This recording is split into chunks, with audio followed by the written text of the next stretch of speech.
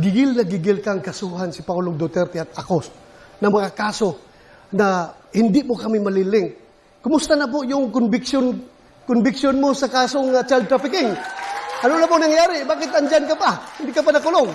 Yun nga, ang tanong ko, pakisagot lang. Kasi ang ordinaryong tao nagtatanong, porke congresswoman ka, hindi ka nakulong. Eh sila, pag yung mga ordinaryong tao, kulong ka agad. Kung ito po ay nasa Kongreso, ay out of order ko po dahil wala siya sa tanong. No? At ang ginawa po natin na pagre-rescue, tama lang po yung ginawa ko na pagre-rescue sa mga teachers, sa mga bata na biktima ng mga harassment, intimidation at threat doon sa sinasabi ni Senator Bato na kaso. So kung sino mang mga teachers gagawin yon, no, yung ipagtanggol at sagipin yung ating mga teachers at mga estudyante. So tingin ko po ay walang mali doon sa ginawa po natin doon sa kaso.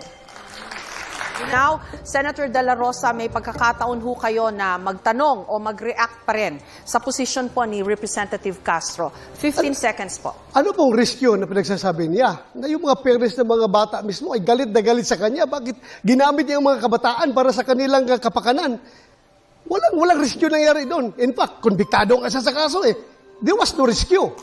Well, yung sinasabi naman po ng mga magulang na galit sa akin, ay ito ay gawa-gawa lang ito. Itong mga magulang na ito. So kung titignan natin yung mga magulang ng mga bata na talagang involved doon sa pag-aaral ng mga bata doon sa Lumad School, ay talagang nangihinayang sila doon sa pagsasara ng mga eskwelahan ng mga lumad. Dahil alam naman natin, kulang talaga no, sa serbisyong pang-edukasyon ang mga lumad. So talagang sila ay hinayang na hinayang at sinisisi ang gobyerno ng Duterte.